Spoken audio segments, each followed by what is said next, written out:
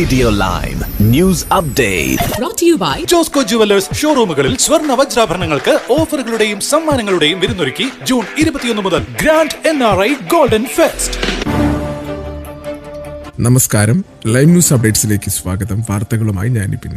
ഇംഗ്ലണ്ടിലെ കേന്ദ്ര ബാങ്കായിട്ടുള്ള bank of England പലിശ നിരക്ക് കുറയ്ക്കുവാൻ സാധ്യതയുണ്ടെന്ന റിപ്പോർട്ടുകൾ പുറത്തുവന്നു. നിലവിലെ 4% നിന്ന് 3.75% പലിശ നിരക്ക് കുറയ്ക്കുന്നുവെന്നാണ് സാമ്പത്തിക വിദഗ്ധരുടെ വിലയിരുത്തൽ. 2023 ഫെബ്രുവരിക്ക് ശേഷവും ഏറ്റവും താഴ്ന്ന നിരക്കിലേക്കാകും ഇതോടെ ബാങ്ക് നിരക്കെത്തുക. 9 അംഗ അവലോകന സമിതി ഏകകണ്ഠമായ തീരുമാനത്തിലെത്തിക്കണമെങ്കിലും പലിശ നിരക്ക് കുറവ് ഉണ്ടാകുമെന്നത് ഉറപ്പായെന്നാണ് സൂചന. നിലവിൽ കഴിഞ്ഞ വർഷം ഓഗസ്റ്റിന് ശേഷം നടപ്പിൽ വരുന്ന 6ാമത്തെ പലിശ കുറവായിരിക്കും ഇത്. ഈ പണപ്പെരുപ്പം നിയന്ത്രണത്തിലായതും സാമ്പത്തിക വളർച്ച മന്ദഗതിയിലായതുമാണ് ഈ തീരുമാനത്തിന് പിന്നിലെ പ്രധാന കാരണങ്ങൾ. UK-യിൽ തൊഴിലില്ലായ്മ നിരക്ക് 5.1% ഉയർന്നതായിട്ടുള്ള റിപ്പോർട്ടുകൾ പുറത്തുവന്നു. ഒക്ടോബറോടെ അവസാന 3 മാസ കാലയളവിലാണ് ഈ വർധനവ് രേഖപ്പെടുത്തിയത്. കഴിഞ്ഞ വർഷം ഇതേ സമയത്ത് തൊഴിലില്ലായ്മ 4.3%. ഔദ്യോഗിക കണക്കുകൾ പുറത്തുവിട്ട ഓഫീസ് ഫോർ നാഷണൽ സ്റ്റാറ്റിക്സ് ആണ് ഈ വിവരം അറിയിച്ചത്.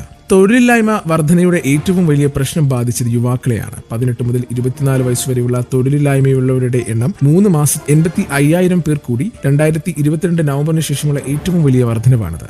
പുതിയ ജോലി അവസരങ്ങൾ കുറയുന്നതും നിയമനങ്ങൾ മന്ദഗതിയിലാകുന്നതുമാണ് പ്രധാന കാരണമായി വിലയിരുത്തപ്പെടുന്നത്. തൊഴിൽ വിപണി ഇപ്പോൾ മന്ദഗതിയിലാണെന്ന് ONS വ്യക്തമാക്കി. പ്രത്യേകിച്ച് യുവാക്കൾ ജോലി കണ്ടെത്തുമെന്നുവെന്ന് കൂടുതൽ ബുദ്ധിമുട്ടുണ്ടാക്കുന്ന സാഹചര്യമാണുള്ളത്. ഈ പ്രവണത തുടരുകയാണെങ്കിൽ അടുത്ത മാസങ്ങളിൽ തൊഴിലില്ലായ്മ നിരക്ക് ഇനിയും ഉയരുവാൻ സാധ്യതയുണ്ടെന്നും വിദഗ്ധർ മുന്നറിയിപ്പ് നൽകുന്നു.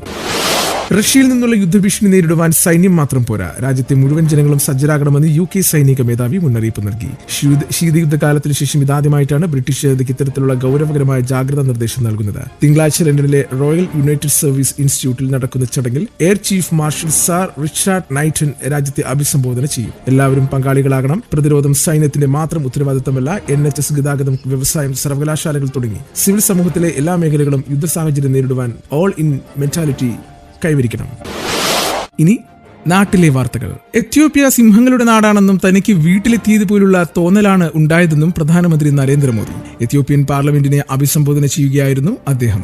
ഇന്ത്യയുടെ വന്ദേമാതരവും എത്യോപ്യയുടെ ദേശീയ ഗാനവും നമ്മുടെ ഭൂമിയെ മാതാവ് എന്നാണ് പരാമർശിക്കുന്നതെന്നും പ്രധാനമന്ത്രി പറഞ്ഞു. എത്യോപ്യ സിംഹങ്ങളുടെ നാടാണ്. എന്റെ മാതൃ സംസ്ഥാനമായ ഗുജറാത്ത് ഇന്ത്യയിലെ സിംഹങ്ങളുടെ ആവാസ കേന്ദ്രമായതിനാൽ എനിക്ക് ഇവിടെ എത്തിയപ്പോൾ വീട്ടിലെത്തിയതുപോലെയാണ് തോന്നുന്നതെന്നും ഇന്ത്യയുടെ വന്ദേമാതരവും എത്യോപ്യയുടെ ദേശീയ ഗാനവും നമ്മുടെ ഭൂമിയെ മാതാവ് എന്നാണ് പരാമർശിക്കുന്നതെന്നും പൈതൃകം, സംസ്കാരം, സൗന്ദര്യം എന്നിവയിൽ അഭിമാനിക്കാനും മാതൃരാജ്യത്തെ സംരക്ഷിക്കുവാനും നമ്മെ പ്രചോദിപ്പിക്കുന്നുവെന്നും നരേന്ദ്രമോദി പറഞ്ഞു.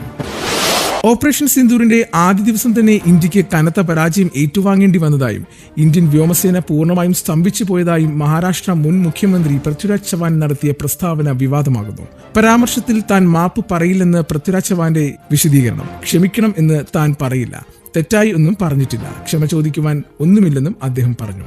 ഇപ്പോൾ കൂടുതലായൊന്നും പറയുവാൻ ഞാൻ ആഗ്രഹിക്കുന്നില്ല, പക്ഷേ ഞാൻ ക്ഷമ പറയില്ല, അതിന്റെ ആവശ്യമില്ല. ഞാൻ തെറ്റായ ഒരു പ്രസ്താവനയും നടത്തിയിട്ടില്ലെന്നും പൃഥ്വിരാജ് ചവാൻ പറഞ്ഞു. തദ്ദേശ തെരഞ്ഞെടുപ്പ് പ്രചാരണത്തിൽ വൈറലായ പോറ്റിയെ കേറ്റിയെ എന്ന പാരഡി ഗാനം മതവികാരം വ്രണപ്പെടുത്തിയെന്ന പരാതിയിൽ കേസെടുത്തു. തിരുവനന്തപുരം സൈബർ പോലീസാണ് കേസെടുത്തത്. പാട്ട് തയ്യാറാക്കിയവരെ പ്രതികളാക്കിയാണ് കേസ്. തിരുവാഭരണ പാത സംരക്ഷണ സമിതി ജനറൽ സെക്രട്ടറി പ്രശാന്ത് കുഴിക്കാലയാണ് പരാതിക്കാരൻ. ഭക്തിഗാനത്തെ വികലമായി ഉപയോഗിച്ചുവെന്നും വിശ്വാസികളുടെ വികാരം വ്രണപ്പെട്ടുവെന്നുമാണ് പരാതി. Cyber operations SP Ankit Ashok പരാതിയിൽ പ്രാഥമിക അന്വേഷണം നടത്തി. ഇനി കായിക വാർത്തകൾ. ഇന്ത്യൻ T20 ടീമിൽ വൈസ് ക്യാപ്റ്റൻ ശുഭ്മാൻ ഗില്ലിന് വിശ്രമം അനുവദിച്ചു. സഞ്ജു സാംസനെ കളിപ്പിക്കണമെന്ന ആവശ്യം വീണ്ടും ഉന്നയിച്ച് മുൻ ഇന്ത്യൻ താരം മുഹമ്മദ് കൈഫ് രംഗത്ത്. ദക്ഷിണാഫ്രിക്കയ്ക്കെതിരായ T20 പരമ്പരയിലെ ആദ്യ 3 മത്സരങ്ങളിലും സഞ്ജു ബെഞ്ചിലായിരുന്നു.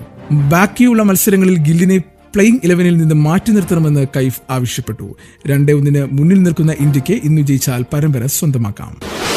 ഇന്നത്തെ പൗണ്ട് വിനിമയ നിരക്ക് 120.43 രൂപ. ഇതോടുകൂടി വാർത്തകൾ കഴിഞ്ഞു. കൂടുതൽ വാർത്തകൾ അടുത്ത ബുള്ളറ്റിൽ. കൂടുതൽ വാർത്തകൾക്കും വിശേഷങ്ങൾക്കുമായി റേഡിയോ ലൈം ആപ്പ് ഡൗൺലോഡ് ചെയ്യൂ. പ്ലേ സ്റ്റോറിൽ നിന്നും ആപ്പ് സ്റ്റോറിൽ നിന്നും.